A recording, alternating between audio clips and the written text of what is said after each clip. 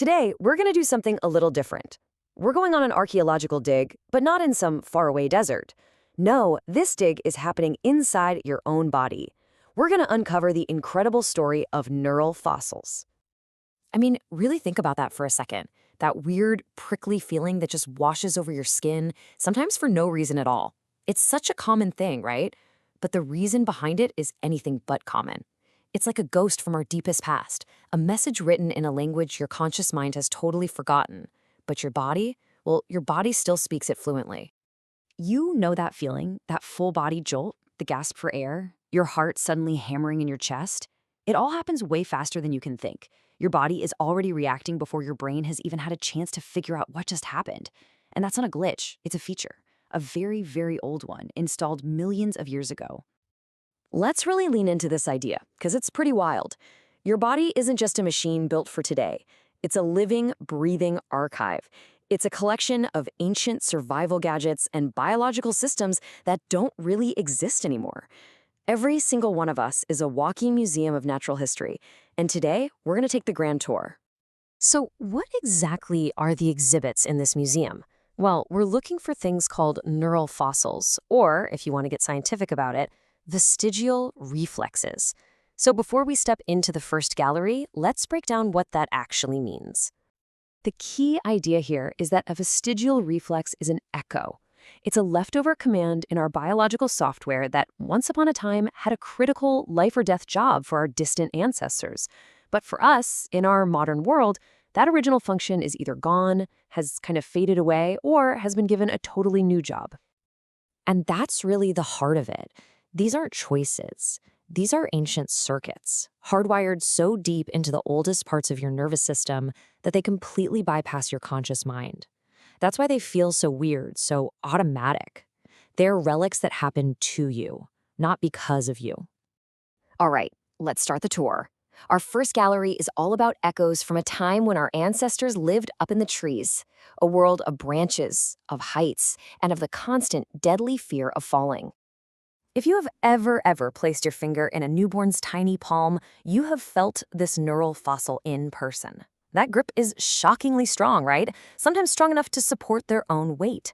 That is a direct inheritance from our primate ancestors. For a baby primate clinging to its mother's fur as she swung through the canopy, letting go meant certain death. The command was simple. Grip first, think never. Today, the fur is gone, the danger is gone, but for the first few months of a baby's life, that ancient command remains. Now, this next one is really cool because it shows how these fossils can get repurposed. If you stroke the bottom of an infant's foot, their little toes will fan out and curl upwards. This helped baby primates use their feet like a second pair of hands to grip onto branches or their mom. In human babies, it's just a temporary echo that disappears as they get older. But, and this is the wild part, if this reflex suddenly shows up again in an adult, it's not about climbing anymore. It's a huge red flag for doctors that could signal serious damage to the brain or spinal cord. A survival tool became a diagnostic tool. Okay, this is the one we all know, that sudden whole-body jerk when a car backfires or you drop something loud. For a baby primate losing its grip high up in a tree, this reflex was the absolute last resort. The arms would shoot out wide, just hoping to catch a branch, a vine, anything. It was a falling alarm, a desperate, pre-programmed move to stop a deadly fall. Today, that same life-or-death alarm system gets triggered by the notification that your pizza's on its way. Okay, moving into our next gallery. We're leaving the trees behind and looking at some primal defense systems, ancient ways our bodies try to protect themselves with armor we don't even have anymore, and alarms for dangers that are long gone. And this brings us right back to where we started. Goosebumps are maybe the most poetic neural fossil of them all. When our ancestors were covered in thick fur, this reflex did two really important things. It puffed up their coat to trap a layer of air, keeping them warm. And in a scary moment, it made them look bigger and more intimidating to a predator. Well, we lost the fur, but we kept the reflex. So now it's a threat display without the threat, armor without the armor. And it's been repurposed for our complex emotional lives, getting triggered not just by cold or fear, but by an incredible piece of music or a deeply moving thought. When you flinch, you instinctively pull your shoulders up, duck your head, and kind of curl your body inward. That's not random. It's a very precise, ancient maneuver designed to protect your most vulnerable spots, the arteries in your neck, your throat, your vital organs, during a fall from a tree. It's an instant biological impact shield. The daily risk of falling is gone, but that prepackaged defense protocol, it's still there, ready to go. Go ahead, try it right now. Try to wiggle your ears. A few of you might be able to get a little twitch, but for most of us, nothing's going to happen. But the muscles are still there, wrapped around your ears. For an animal like a cat or a deer, these muscles are everything. They rotate their ears like little radar dishes to pinpoint the exact source of a sound. For our ancestors, this was a critical survival tool. For us, they're like a sensory weapon that was just left on the battlefield long after the war was over. You know, crying started as a brutally simple survival tool. A silent, abandoned baby in the wild was a dead baby, period. A loud, wailing baby got attention, it got food, it got warmth. It was a long-distance distress call that signaled an immediate physical crisis. In us, that same circuit has been completely rewired. We still cry from physical pain, of course, but now the system also fires up for complex emotional pain, heartbreak, loss, even feeling empathy for someone else's suffering.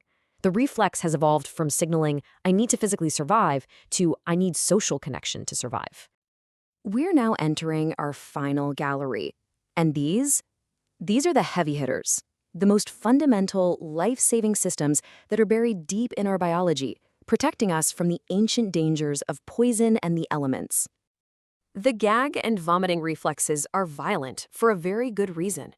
Before refrigeration and modern medicine, every meal was a roll of the dice. These reflexes were the body's last line of defense against being poisoned. Your body detected something wrong, a sharp bone, a parasite, a deadly berry, and it hit the big red emergency eject button.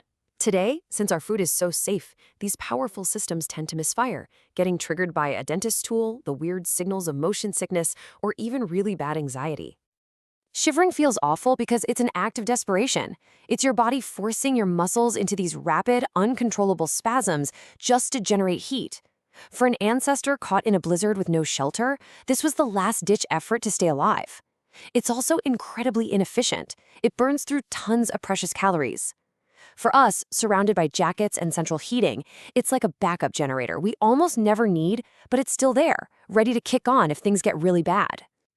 This one is a whisper from our truly deep mammalian past. We're talking way before primates. Splashing cold water on your face actually triggers a very faint reflex that slows down your heart rate and pushes blood flow toward your brain and heart. In animals like seals, this same reflex is incredibly powerful, letting them stay underwater for huge amounts of time. In us, it's just a tiny echo, a biological hint that our bodies were shaped by water long before they were ever shaped by trees. So this brings us to the really big question. If all these reflexes are pretty much useless or have been repurposed, why are they still here? Why hasn't evolution, which we think of as being so efficient, just deleted them? Well, the answer is surprisingly simple. Evolution isn't a perfect designer. It's more like a messy tinkerer. It only gets rid of a trait if that trait is actively hurting you or costs a ton of energy. And these neural fossils, well, they're basically free. They're mostly harmless, and they are wired so deep into the ancient foundation of our nervous system that trying to remove them would be like trying to pull one single thread from the very center of a tightly woven rope. It's just easier and frankly safer for evolution to leave them alone. So if there's one thing to take away from all this, it's this.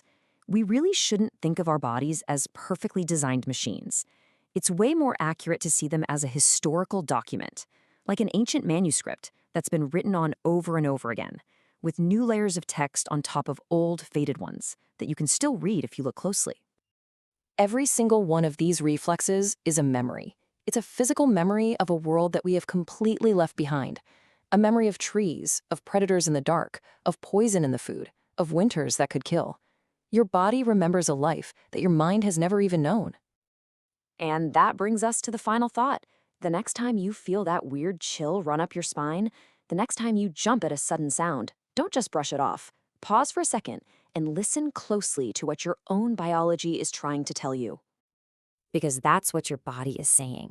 It's this quiet whisper from millions of years of survival, a constant reminder that you are carrying an entire living museum inside of you, a fossil record of everything it took to get you right here, right now. I remember when this mattered,